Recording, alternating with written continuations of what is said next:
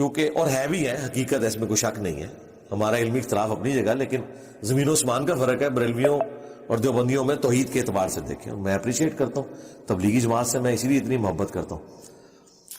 پھر میں تبلیغی جماعت کے قریب ہو گیا، میں نے کہا یار یہ واقعی.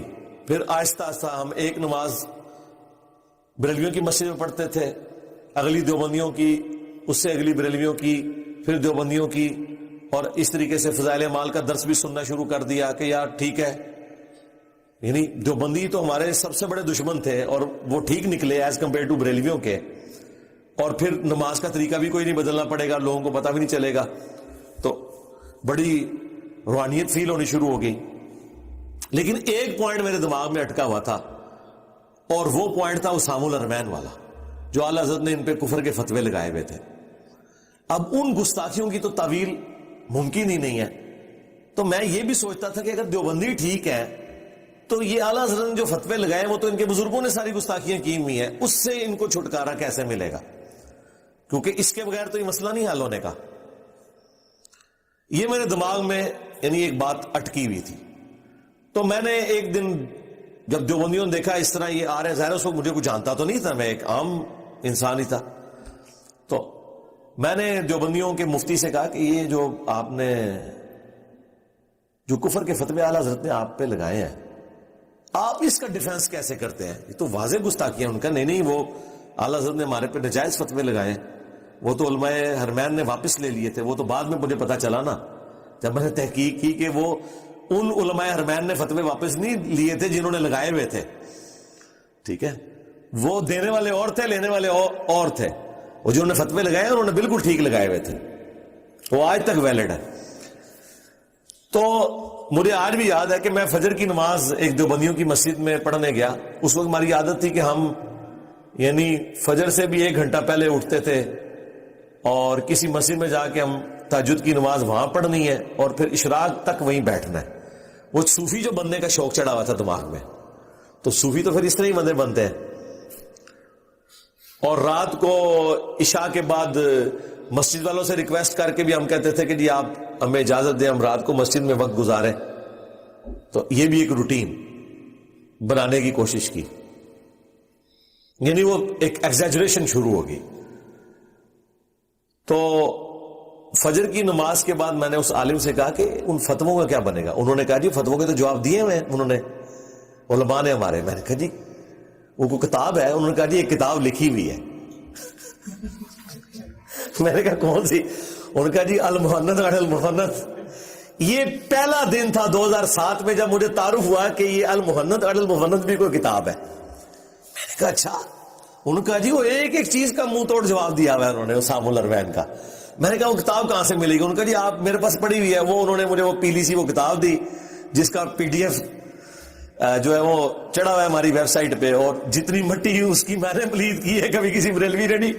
مرنا تو اس مفتی کو اگر پتا ہوتا کہ المحنت کے ساتھ جو کچھ اس بندے نے کرنی ہے مستقبل میں تو وہ کبھی مجھے کتاب ہی نہ دیتا. تو 2007 میں وہ کتاب جب میرے ہاتھ لگی، میں فجر کے وقت انہوں نے مجھے دی، میں ناشتہ کیا، میں چلا گیا آفس. شام کو آ کے میں نے رات لگا کے پوری کتاب پڑھ لی. اور اس کتاب کو پڑھ کے مجھے پہلی دفعہ آئیڈیا ہوا کہ یار بریلویوں اور دیوبندیوں میں کوئی خاص فرق نہیں ہے، کیونکہ یہ ساری باتیں یہ بھی وہی والی مانتے ہیں. اصل جو خبیث فرقہ ہے نا، یعنی میرا اس وقت وہ وابی ہیں، یہ اہل حدیث. کیونکہ اس میں پوری کتاب کا جو مقدمہ ہے نا المحنت کا یہ ہے کہ اسامہ الحرمین میں اعلیٰ حضرت نے اس وقت کے صوفی جو سلطنت عثمانیہ کے علماء تھے جنہوں نے وہ 4 مسلوں کی بدعت بھی جاری کی ہوئی تھی 1517 سے 1917 تک، اور انہی علماء نے اعلیٰ حضرت کو مجدد بھی ڈکلیئر کیا. انہوں نے اعلیٰ حضرت کی جو کتاب اسامہ الحرمین تھی اس سے یہ کنسیو کیا کہ دیوبندی فرقہ یہ وابی نجدی ہے، محمد بن عبد الوہاب کے ماننے والے ہیں، اس وجہ سے یہ گمراہ ہے اور یہ گستاخ ہے. انہوں نے 26 کوشچن لکھ کے دیوبند میں بھیجے اور ان کے جوابات میں المحنت علی المفند شیخ زکریا کاندلوی کے جو مرشد تھے خلیل احمد سہارنپوری، انہوں نے وہ لکھی اور وہ عربی میں جواب دیا. کتاب کا انہوں نے نام رکھا تھا حسام الحرمین، حرمین کی تلوار. انہوں نے جواب میں رکھا المحنت علی المفند، ہند کی تلوار. ایک سٹھیائے ہوئے پاگل بابے المفند احمد بریلوی کے اوپر. وہ کیونکہ عرب ملکوں میں نا ہند کی تلوار بڑی مشہور تھی، کیونکہ یہ لوہے کی صنعت ہے ایک فیلڈ، اس میں ہند کے لوگ نبی الاسلام کے زمانے میں بھی بڑے آگے تھے. یہ المہند کی ٹرم نبی الاسلام صحابہ کے زمانے میں تھی. المہند کہا جاتا تھا یار یہ ہند کی تلوار ہے، جس طرح ہم یہ کہتے ہیں نا یار یہ جو ہے وہ سواتی ٹوپی ہے، ٹھیک ہے، اور یہ خرمانی جو ہے وہ مشہور ہے کوئٹہ کی، ٹھیک ہے، عام جو ہے وہ ملتان کا مشہور ہے. اس طرح جو صنعت کی فیلڈ میں ہوتی تھی نا اس میں ہند کی تلوار مشہور تھی، اسے المہند کہا جاتا تھا. تو انہوں نے تلوار کا مقابلہ تلوار سے کیا، اور اس میں انہوں نے کہا کہ ہم تو بالکل یہ وابی نہیں ہے. اور پھر وہ سارے عقیدے جو صوفیوں والے تھے انہوں نے مانے. اچھا اس کتاب کو مجھے پڑھ کے لگا کہ یار بریلوی جو بندیوں میں تو سوائے گستاخانہ عبارتوں کے اور تو کوئی فرق نہیں ہے. میلاد یہ بھی مانتے ہیں، میلاد وہ بھی مانتے ہیں، ٹھیک ہے، یہ بھی بزرگ بابوں کے وسیلے اور توسل کے قائل ہیں، وہ بھی قائل ہیں، یہ بھی نبی الاسلام کی قبر مبارک کی زندگی کو برزخی نہیں دنیاوی مانتے ہیں، وہ بھی دنیاوی مانتے ہیں، یہ بھی وابیوں کو گمراہ سمجھتے ہیں، وہ بھی وابیوں کو گمراہ سمجھتے ہیں. لہذا میں نے کنکلوڈ کر لیا کہ اچھا اصل مسئلہ جو ہے نا وہ ہے وہابی فرقہ اہل حدیث. اور یہ اہل حدیث فرقہ ہی ہے جس نے دیوبندیوں میں سختی پیدا کی ہے کئی معاملات کے اندر، جس کی وجہ سے یہ کئی معاملات میں ڈیویٹ کر گئے ہیں فقہ حنفی سے. اور بریلوی جو ہے وہ ان کی ضد میں دوسری طرف نکل گئے. اسی دوران ہمارے ایک آفس کے کولیگ تھے، انہوں نے کہا جی ادھر G11 میں ایک بہت بڑے مفتی صاحب ہیں دیوبند کے، ہم آپ کی ملاقات ان سے کرواتے ہیں. میں نے کہا ٹھیک ہے. اور اسی دوران 2007 میں 2 نومبر کو رائے ونڈ اجتماع میں بھی میں گیا، چونکہ تبلیغی جماعت سے اٹیچ ہو چکے تھے، وہاں کا بھی ماحول آبزرو کیا. ان کے سٹال پہ بھی گیا تو وہاں پہ بھی قرآن کا ترجمہ کوئی نہیں تھا. میں اسپیشلی چیک کیا کہ قرآن کا ترجمہ یہاں انہوں نے کس کا رکھا ہے. انہوں نے کہا جی وہ حضرات نے کہا اس سے اختلاف پیدا ہوتا ہے. قرآن تو کہتا ہے قرآن اختلاف ختم کرنے آئی یہ کتاب، ان کا جی پیدا ہوتا ہے. وہاں پہ وہی شیخ زکریا کانوی کی کتابیں پڑھی تھی، فضائل اعمال، فضائل صدقات، فضائل درود، فضائل حج، یہ 5-7 کتابیں تھیں.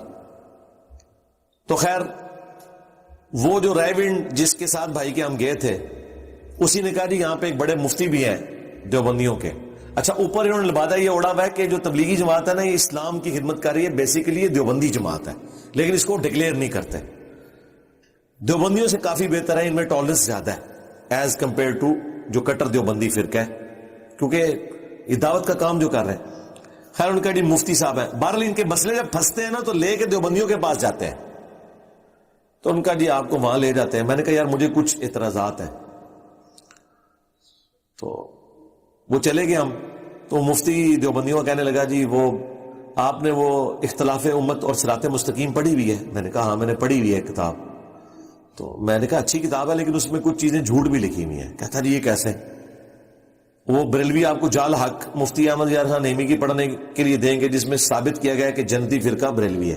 دیوبندیوں نے اس کے مقابلے میں کتاب لکھی ہوئی ہے اختلاف امت اور صراط مستقیم، اور اہل حدیث نے لکھی ہوئی ہے تلاش حق، اور شیعہ نے لکھی ہوئی ہے میں بھی سچوں میں ہو جاؤں. وہ تیجانی صاحب ایک سوڈان کے مالکی تھے، وہ شیعہ ہوئے، انہوں نے کتاب لکھی. ساروں نے اپنے اپنے فرقوں کی نا وہ کتابیں رکھی ہیں جس میں لائف سٹوریز ہیں. جیسے ہمارا لائف سٹوری سیشن ہے نا، اس میں ان کی لائف سٹوریز ہیں کہ ہم کس طرح چینج ہوئے، اور یہ وہ والا اس طریقے سے وہ کتابیں ہیں. یا فرقوں کے اختلافات بریف کیے گئے ہیں جال حق میں اور اختلاف امت اور صراط مستقیم. میں نے کہا اس میں تو انہوں نے انگوٹھے چومنے کو غلط لکھا ہے، جبکہ انگوٹھے چومنے والی روایتوں کو حنفی علماء نے صحیح قرار دیا ہوا ہے رد المختار فتاوی شامی میں، در مختار کے حاشیے میں. اور وہ تو اعلیٰ حضرت سے پہلے بزرگ ہیں، 1252 ہجری میں فوت ہوئے ہیں، اور وہ تو کامن ہے. تو آپ لوگ انگوٹھے کیوں نہیں چومتے؟ تو اس نے کہا روایتیں ضعیف ہیں. میں نے کہا ضعیف روایتیں تو فضائل اعمال میں بھی ہیں اور فضائل میں تو قبول ہوتی ہیں.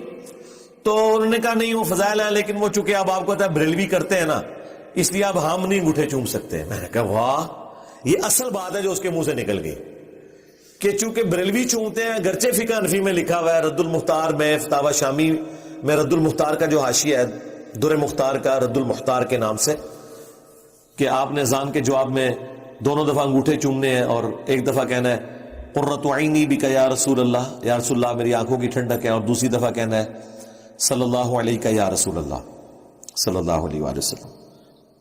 اچھا پھر ایک اس سے مس ہینڈلنگ ہو گئی. میں نے کہا اچھا آپ مجھے بتائیں, آپ نماز میں جب یہ تشہد پڑھتے ہیں, اس میں اختلاف ہے نا بریلویوں کا اور دیوبندی اہل حدیث کا, تو یہ السلام علیکہ ایھا النبی جو ہے یہ تو وہی ہے السلام علیکم یا رسول اللہ, تو آپ کو کیا مسئلہ ہے؟ کہتا نہیں قبر رسول پہ پڑھ سکتے ہیں, یہاں نہیں پڑھ سکتے. میں نے کہا یہاں ہم نماز میں پڑھتے ہیں, کیسے نہیں پڑھ سکتے؟ ہاں آپ حاضر و ناظر کے عقیدے سے اختلاف کر سکتے ہیں.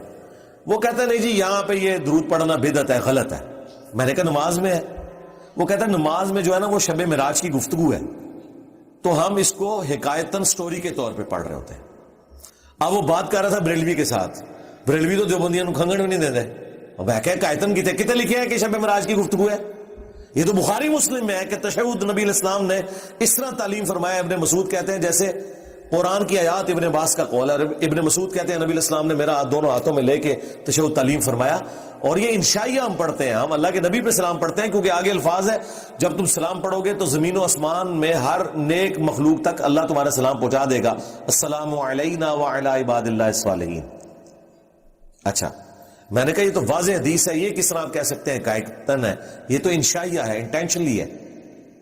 تو میں نے کہا مجھے قرآن و سنت سے دلیل دیں.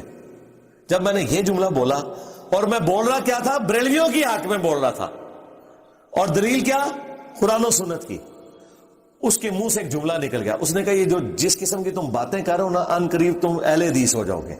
یہ جو تم نے گمراہ کن باتیں شروع کی ہوئی ہیں, یہ قرآن و سنت سے دکھاؤ. میں نے مسجد میں اسے کہا, میں نے کہا اہل حدیث کو تو میں کافر سمجھتا ہوں قادیانیوں کی طرح, نعوذ باللہ. اس زمانے کی بات کر رہا ہوں. یہ بھی میرے اہل حدیثوں نے کلپ کاٹا ہوا ہے, آپ کو پتا ہے, فیس بک پہ گلے پھاڑنے والوں نے چڑھایا ہوا ہے, جو میں سٹوری کے طور پہ سنا رہا ہوں. تو میں نے کہا ان کو تو میں کافر سمجھتا ہوں, آپ ان کا حوالہ مجھے دے رہے ہو. کہتے نہیں یہ جو آپ باتیں کر رہے ہیں نا کہ قرآن و حدیث سے ثابت ہو, جو بھی یہ بات کرتا ہے وہ اہل حدیث ہو جاتا ہے. میں نے کہا دیکھو میں تو کوئی نہیں ہوں اہل حدیث, وہ تو نجدی فرقہ ہے, شیطان کا سینگ ہے, اور یہ جو کچھ ہمیں پڑھایا گیا تھا.